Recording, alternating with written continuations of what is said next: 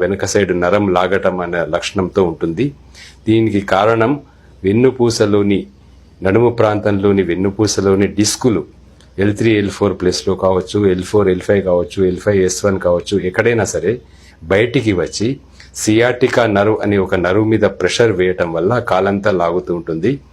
ఈ జబ్బు సాధారణంగా సాఫ్ట్వేర్ ఇంజనీర్స్కి, రిక్షా డ్రైవర్స్కి, ఆటో డ్రైవర్స్కి, లారీ డ్రైవర్స్కి, బస్ కండక్టర్స్కి, బస్ డ్రైవర్స్కి 99% ప్రస్తుతం ఉన్న జనాభాకి వస్తున్న జబ్బు ఇది. ఈ జబ్బుకు ఆధునిక వైద్యంలోనైతే ఫస్ట్ MRI స్కాన్ దింపుతారు, ఎక్కడ డిస్క్ జారిద్దో తెలుసుకుంటారు. ఆ తర్వాత బెడ్ రెస్ట్ అడ్వైజ్ చేయటం, అలానే లంబార్ బెల్ట్ పెట్టడం, పెయిన్ కిల్లర్స్ ఇవ్వటం, అయినా తగ్గకుంటే చివరిగా లామినెక్టమీ అనే ఒక ఆపరేషన్ 2-3 లక్షల ఖర్చుతో చేస్తారు. ఇది ప్రస్తుతం జరుగుతున్న వ్యవస్థలోని ఆధునిక వైద్య చికిత్సా పద్ధతి. అయితే భగవంతుడి దయ వల్ల, మా నాన్నగారు ఇచ్చిన స్ఫూర్తి వల్ల ఆటోమేటిక్గా నేను ఒక ఇన్సిడెంటల్గా ఒక డిస్క్ మేనేజ్మెంట్ మసాజ్ థెరపీని కనుక్కోవటం జరిగింది. ఆ డిస్క్ మేనేజ్మెంట్ మసాజ్ థెరపీ ద్వారా ఎక్కడైతే డిస్క్ బయటికి జారిందో దాన్ని నా 2 ఫింగర్స్తో పట్టేసి మెడికేటెడ్ ఆయిల్స్ను ఉపయోగిస్తూ ఆ డిస్క్ని మళ్ళీ దాని ప్రాంతంలోకి జరుపుతాను. ఇలా జరపడానికి నాకు 5 నుంచి 6 సెషన్స్ అవసరం. అంటే 3 రోజుల్లో మ్యాక్సిమం ఎటువంటి పేషెంట్ అయినా సరే, ఎంత తీవ్రతతో ఉన్నా సరే, లేవలేని పరిస్థితుల్లో కుంటుతూ పడుకోబెట్టి తీసుకొచ్చిన పేషెంట్ అయినా సరే పూర్తిగా నయం చేసి తగ్గిస్తాను. ఇలా ఇప్పటి వరకు 3 లక్షల పైచిలకు డిస్క్ పేషెంట్లు నేను బాగు చేశానని సగర్వంగా చెప్పుకుంటున్నాను. నా దగ్గరికి ఇప్పటి వరకు మన ఉభయ తెలుగు రాష్ట్రాల నుంచే కాకుండా మహారాష్ట్ర, ఛత్తీస్గఢ్, జార్ఖండ్, గుజరాత్, కేరళ, గోవా, ఇలా ఇతర రాష్ట్రాల నుంచి, షిర్ది లాంటి ఇతర ప్రదేశాల నుంచి కూడా ఎంతో మంది పేషెంట్లు వస్తున్నారు. వచ్చిన వాళ్ళంతా కూడా క్యూర్ అయిపోతున్నారు. గూగుల్లో నా రేటింగ్ 4.8 వరకు పెంచారు వాళ్ళంతా. నాకు ఇది చాలా సంతోషకరమైన విషయం. నేను ఈ టెక్నిక్ని 1993లో కనుక్కున్నాను. అప్పటి నుంచి సుమారు రోజుకి 300కి తక్కువ కాకుండా వరంగల్లో మట్టెవాడ ప్రాంతంలో పోలీస్ స్టేషన్ ఎదురు సందులో అర్చన ఆయుర్వేద హాస్పిటల్ అనేది స్థాపించి అందులో ఈ వైద్యం చేస్తున్నాను. ఈ వైద్యం వల్ల క్యూర్ అయిన పేషెంట్స్ నా మీద ఉన్న అభిమానంతో నా శిలా విగ్రహాన్ని, నా కాంస్య విగ్రహాన్ని మా ఇంటి ముందు ప్రతిష్ఠించటం నిజంగా నా జీవితంలో నేను మర్చిపోలేనటువంటి ఆనందకరమైన విషయమని మీ టీవీ ద్వారా ప్రజలందరికీ తెలియజేసుకుంటున్నాను. ఇకపోతే సర్వైకల్ స్పాండిలైటిస్ అని మరొక జబ్బు ఉంటుంది. ఈ జబ్బు మెడ ప్రాంతంలో ఎముకల నుంచి డిస్కులు బయటికి జారటం వల్ల మెడ నొప్పితో పాటు కుడి చేయి కానీ ఎడమ చేయి కానీ, ఒక చేయి మొత్తం తిమ్మిరి పట్టడం కానీ, తీవ్రంగా లాగటం కానీ ఉంటాయి. ఈ సమస్యను సర్వైకల్ స్పాండిలైటిస్ అంటారు. దీనికి కూడా ఆధునిక వైద్యులు సర్వైకల్ కాలర్ పెట్టడం, మెడిసిన్స్ ఇవ్వటం, తగ్గకుంటే లామినెక్టమీ, సర్వైకల్ లామినెక్టమీ అనే ఒక ఆపరేషన్ చేయటమే వాళ్ళు చేసే విధానం. అది లక్షలతో కూడుకున్న వ్యవహారమే. అయితే ఇదే 2 వేళ్లను ఉపయోగించి ఎక్కడ డిస్కులు జారారో తెలుసుకొని వాటిని మళ్ళీ 3 డేస్లో ఉదయం సాయంత్రం 1.5 మినిట్ టైంతోనే సెట్ చేసేసి 6 పూటలలో వాళ్ళని స్వస్థపరిచి పూర్తిగా రోగం తగ్గించిపోతున్నాను. అలా తగ్గిన వాళ్ళు కూడా లక్షల మంది ఉన్నారు.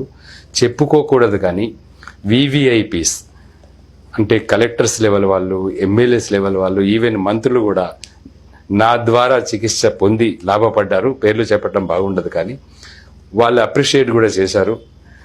భగవంతుడు ఇచ్చిన ఈ శక్తిని, ఈ 2 జబ్బులను తగ్గించడానికి గత 23 ఏళ్లుగా చేస్తున్నాను. నా జీవితాంతం కూడా చేస్తూ ప్రజలకు సేవ చేస్తాను. ఇంకొక ముఖ్యమైన విషయం నేను చెప్పదలుచుకున్నది, ఇవి లక్షల రూపాయల ఖర్చుతో ఆపరేషన్ల ద్వారా తగ్గే వ్యాధులు ఈ 2. అయితే నేను గత 23 సంవత్సరాల పైచిలుకు నుంచి ₹1 కూడా ఏ పేషెంట్ దగ్గర తీసుకోకుండా ఉచితంగా లక్షలాది మందిని బాగు చేశాను. ఇక ముందు కూడా చేస్తూనే ఉంటాను. ఉచితంగా చేయడానికి కారణం కూడా మీకు అందరికీ చెప్పాలి. దానికి స్ఫూర్తి మా నాన్నగారు ప్రముఖ జర్నలిస్టు పాములపర్తి సదాశివరావు గారు. 1947 నుంచి 55 వరకు అతని సహోదరుడైన మాజీ ప్రధాని పివి నరసింహారావు గారితో కలిసి వరంగల్లో కాకతీయ పత్రిక అనే ఒక పత్రికను స్థాపించారు. ఒక ప్రింటింగ్ ప్రెస్ కూడా పెట్టారు. ఆ వారపత్రిక వాళ్ళు ఇద్దరు కలిసి 8 సంవత్సరాలు నడిపారు. మా నాన్నగారు నాకు రోల్ మోడల్. ఆయన చాలా గొప్ప జర్నలిస్టు. ఆయనకు తెలియని శాస్త్రం లేదు, విజ్ఞానం లేదు. అతన్ని మూవింగ్ ఎన్సైక్లోపీడియా అని పిలిచేవాళ్ళు అతని మిత్రులంతా ఆ కాలంలో. అతను కాళోజీ నారాయణరావు గారు, పివి గారు వీళ్ళంతా ఆప్త మిత్రులు. మా నాన్నగారు నాకు ఇచ్చిన సూచన మేరకు, బాధతో వచ్చే రోగిది దయచేసి ఒక డబ్బు ఆశించకుండా ముందు బాధ తగ్గించు, అతనికి తగ్గినాక ఏమైనా సంతోషంతో ఇస్తే స్వీకరించు, కానీ డబ్బులు అడగకు అని నాకు ఎప్పుడో 25-30 ఏళ్ల క్రితం నేను చదువుకుంటున్నప్పుడు చెప్పిన ఆ మాటలనే స్ఫూర్తిగా తీసుకొని గత 28 సంవత్సరాలుగా ఉచిత వైద్య సేవలు అందిస్తున్నాను.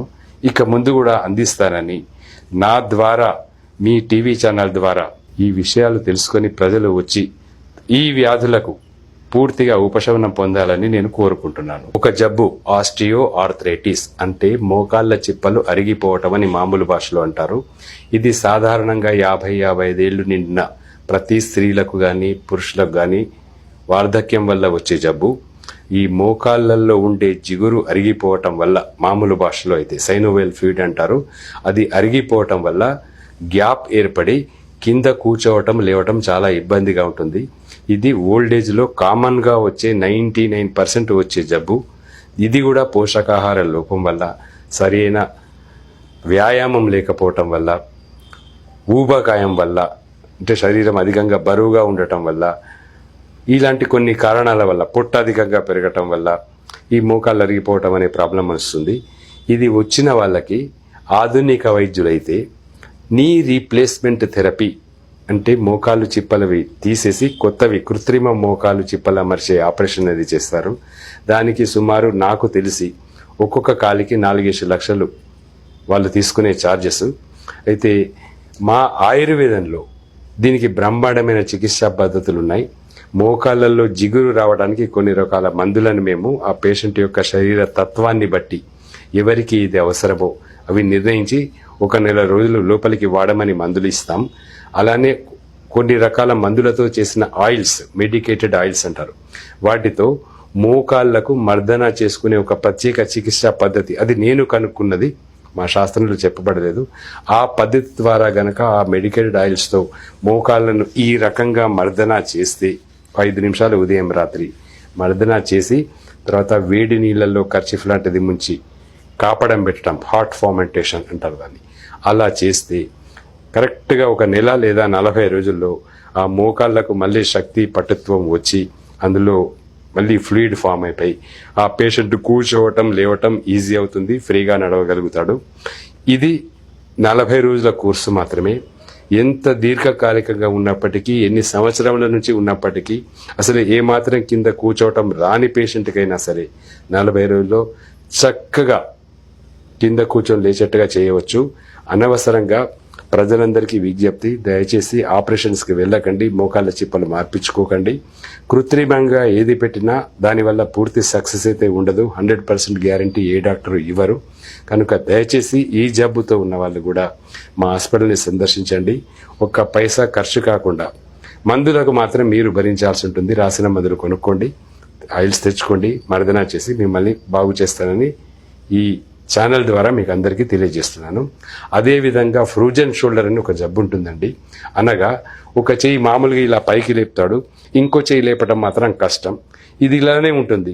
ఎందుకు లేకపోవటం కారణం అంటే, ఇక్కడ ఉండే షోల్డర్ జాయింట్, ఇలా ఉండాల్సిన జాయింట్ యాక్సిడెంట్స్ వల్ల కావచ్చు, వ్యాయామం సరిగా చేయకుండా ఎక్కువ తక్కువ బరువులు ఎత్తటం వల్ల కావచ్చు, పడిపోవటం వల్ల కావచ్చు, జారిపోతుంది, ఇలా బయటకు వచ్చేస్తుంది. దీనికి ఆర్థోస్కోపీ అని 13,000 రూపాయలతో జారిందా లేదా, పక్కకున్న లిగమెంట్స్ ఏమైనా తెగిపోయాయా పరీక్ష చేయటానికే ఆర్థోస్కోపీ అనే టెస్ట్ చేస్తారు. ఆ టెస్ట్కి 13,000 ఖర్చు. మళ్ళీ దాన్ని ఆ ప్లేస్లో కూర్చోబెట్టడానికి మళ్ళీ 1 లాక్ రూపీస్ వరకు ఛార్జ్ చేసుకుని సర్జరీ చేస్తారు.